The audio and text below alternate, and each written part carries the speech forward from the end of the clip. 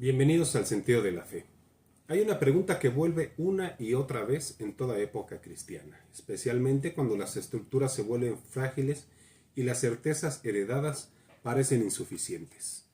¿Cómo distinguir una vocación verdadera de una inclinación noble pero estéril? No se trata solo de elegir el bien, sino de aprender a escuchar bien. No a una voz interior difusa, sino a una orientación más profunda, más sobria, más exigente. En tiempos de aceleración espiritual o de repliegue defensivo, esa brújula no suele apuntar hacia lo brillante ni hacia lo inmediato, apunta hacia lo que permanece. El siglo VII no fue un tiempo cómodo para la Iglesia en las Islas Británicas. Tampoco fue un tiempo heroico en el sentido romántico. Fue más bien una época de transición incompleta, de decisiones tomadas en principio, pero no encarnadas del todo. Tras el sínodo de Whitby, la opción por la tradición romana había quedado establecida en Northumbria, pero esta adhesión era todavía frágil. Podía quedarse en un acuerdo disciplinar o podía convertirse en una forma de vida. Entre una cosa y otra mediaba un abismo. No bastaba con decir, habría que construir. En este intersticio histórico aparece la figura de Benito Biscop, no como un reformador airado, tampoco como un místico apartado. Aparece como un hombre atento a lo real, a las carencias concretas, a los vacíos silenciosos que amenazan una fe joven cuando no dispone de medios para transmitirse.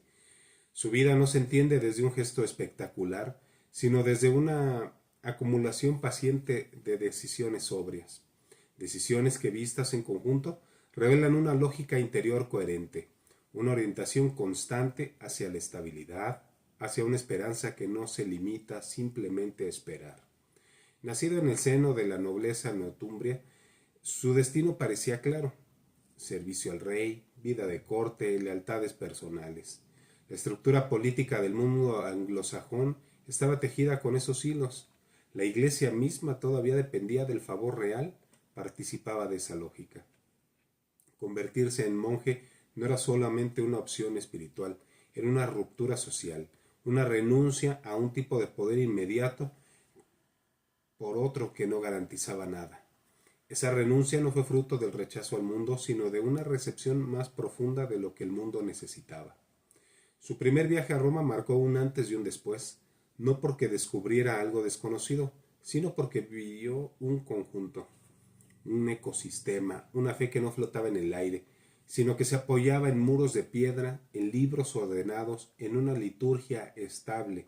Vio cómo la doctrina se transmitía no solo por predicación, sino por las formas, por ritmos, por belleza disciplinada.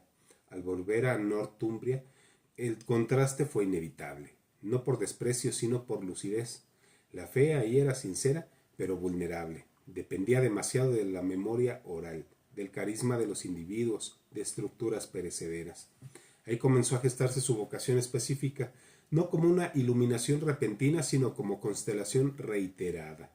Northumbria no necesitaba nuevas ideas, necesitaba cimientos, necesitaba estabilidad, necesitaba una forma de esperanza que se expresara en instituciones capaces de resistir el paso del tiempo y las fluctuaciones del poder. Su discernimiento no se apoyó en la emoción, sino en una connaturalidad creciente con lo que la Iglesia siempre había considerado fecundo. Esa capacidad de reconocer lo auténtico, de distinguir lo esencial de lo accesorio, no nació de su genio personal, sino de su inserción cada vez más profunda en la vida eclesial. El contexto no era sencillo. La Iglesia anglosajona estaba atravesada por tensiones, influencias celtas y romanas, obispos con poder irregular, monasterios dependientes del humor de los reyes. El riesgo no era una herejía doctrinal abierta, sino una fragmentación silenciosa, una tribalización del cristianismo. Cada comunidad con sus usos, cada región con su propia medida, y en ese escenario la unidad no puede imponerse por decreto. Tenía que hacerse visible, tocarse, respirarse. Benito Biscop comprendió que la comunión con Roma debía ser algo más que una adhesión formal. Debía tener cuerpo, por eso viajó una y otra vez, no como peregrino errante, sino como recolector. Cada viaje tenía un propósito: traer libros, reliquias, cantores, artesanos, formas litúrgicas completas. No buscaba adornos, sino formar un depósito, un tesoro que garantizara la continuidad. En los relatos de Veda se percibe con claridad esta intención. No hay improvisación, hay método, hay visión. Fundar Wearmouth primero y luego Harrow no fue un gesto piadoso aislado, fue una estrategia eclesial. Dos monasterios gemelos unidos pero autónomos, enraizados en un lugar concreto pero abiertos al continente. La estabilidad benedictina asumida con plena conciencia no fue un refugio frente al mundo, sino una forma de servicio al mundo. Permanecer para que otros no tuvieran que empezar de nuevo. El combate no fue solamente exterior, no se libró únicamente frente a reyes o intereses locales, fue también interior. La tentación de controlar, de asegurarse el éxito, de buscar reconocimiento. En una iglesia joven, el prestigio era una moneda fuerte. Benito Biscop renunció a ella una y otra vez. Rechazó sedes episcopales, evitó cargos que lo habrían alejado de su tarea fundamental, no porque despreciara el gobierno, sino porque sabía que su misión no era gobernar personas, sino custodiar un depósito. La relación con el poder secular fue especialmente delicada. El rey fue benefactor, donó tierras, protegió monasterios, pero toda donación implícita lleva una expectativa. La tentación de interferir, de exigir lealtades indebidas. Biscop no rompió con el rey, tampoco se sometió sin condiciones. Buscó privilegios papales, cartas que aseguraban la libertad del monasterio frente a obispos y reyes, no por desconfianza, sino por realismos. Sabía que una obra destinada a durar debía estar protegida de los vaivenes del poder. Este punto es clave para entender su esperanza. No era una esperanza ingenua. No confiaba en la buena voluntad aparente o permanente de los gobernantes. Confiaba en la providencia, pero colaboraba con ella mediante estructuras prudentes. La libertad de la Iglesia no se improvisa, se defiende, pero con paciencia, con documentos, con claridad de fines. La introducción de la arquitectura en piedra, del vidrio para las ventanas, de las pinturas murales, no fue un lujo estético. Fueron pedagogía. En una cultura acostumbrada a la oralidad, las imágenes enseñaban, los muros hablaban, las ventanas dejaban entrar la luz y con ella más horas de lectura, más tiempo para la oración. La belleza no era evasión, era forma visible de la verdad, una belleza sobria, cruciforme, que no niega el esfuerzo ni el sacrificio, pero los ordena a un bien mayor. Aquí se percibe con claridad una institución profundamente eclesial. La gloria de Dios no se manifiesta en el éxito inmediato, sino en la fidelidad perseverante, en el trabajo que no se ve, en la acumulación silenciosa de bienes espirituales que otros usarán en otras generaciones. Benito Biscop no escribió tratados, no predicó grandes sermones, pero construyó condiciones, preparó el terreno, aceptó cargar con la responsabilidad de una obra que lo superaba. La enfermedad marcó sus últimos años de vida, parálisis progresiva, dependencia, limitación. Para un hombre acostumbrado a viajar, organizar, supervisar, fue una purificación radical, extrema. El combate visible se transformó en combate interior. Aceptar no hacer, aceptar confiar, aceptar que la obra no le pertenecía. En ese contexto, su insistencia final en que no se dispersara el tesoro reunido adquiere un peso especial. No era apego, era conciencia de fragilidad. Sabía que bastaban decisiones imprudentes para perder lo que había costado décadas reunir.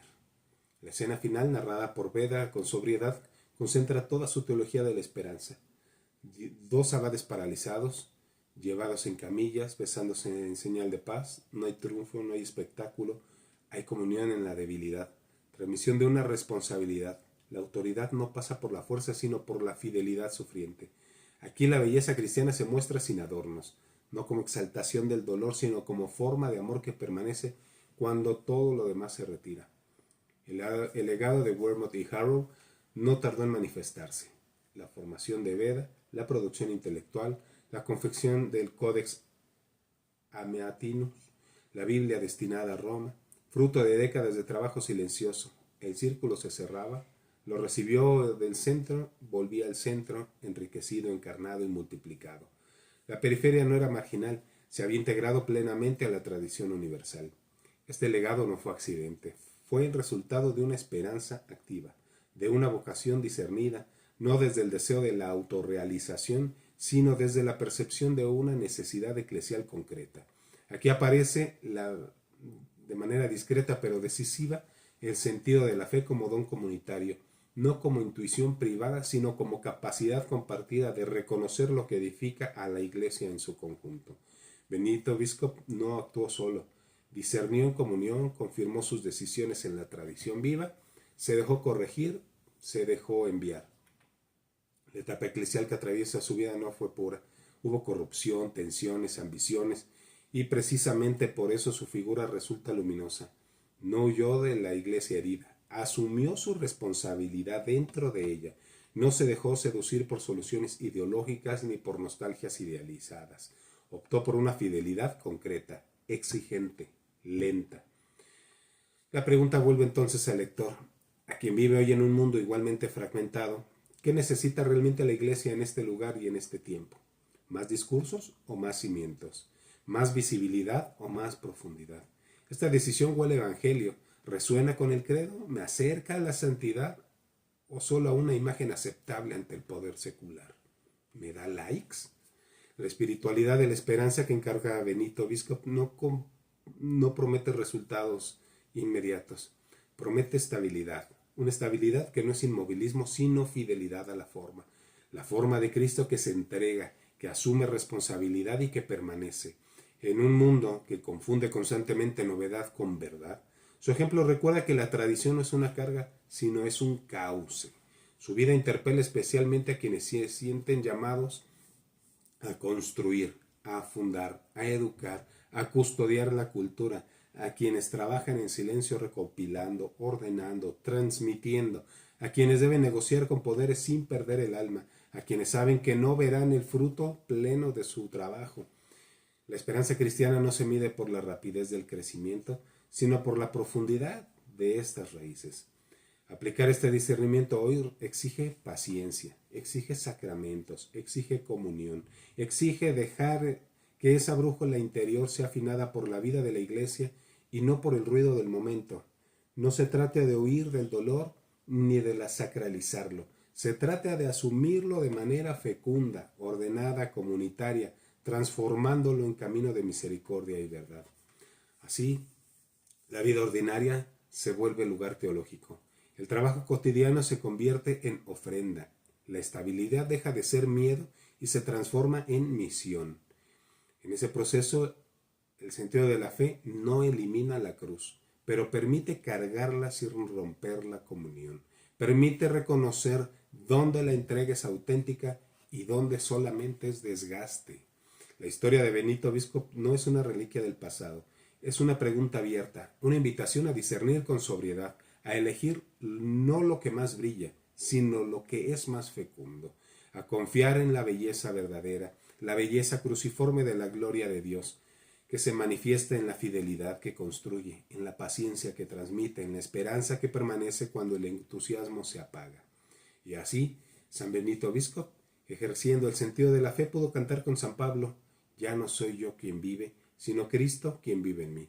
Por la gracia alcanzó la restauración de la imagen y semejanza del Verbo, transformando desde el corazón de la Iglesia no solamente su vida, sino también las realidades temporales en la historia de la humanidad. Muchas gracias por llegar hasta aquí. Que Dios nos bendiga y la Santísima Virgen de Guadalupe interceda por cada uno de nosotros.